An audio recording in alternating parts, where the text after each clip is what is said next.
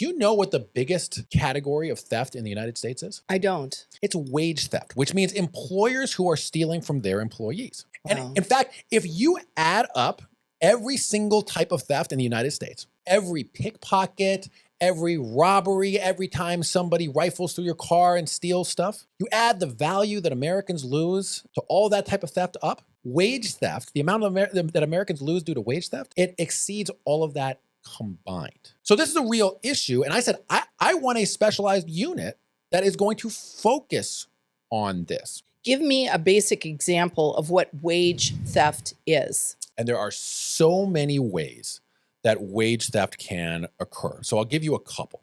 One is your boss says to you, Lori, I've got a set up for the day starting at 8 a.m. I know you don't clock in until 8:30. You wouldn't mind just coming in, helping me out a little bit before you clock in at 8 o'clock so we can set up for the day and things can get moving.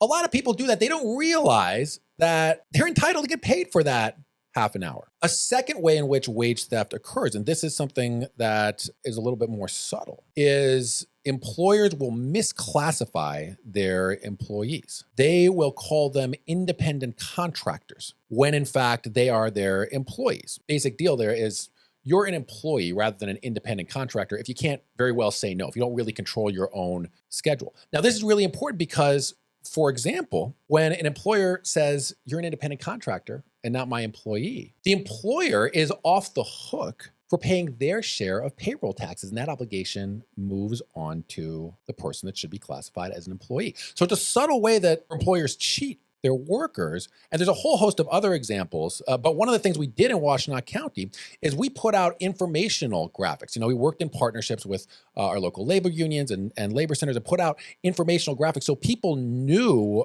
the various ways in which wage theft can occur.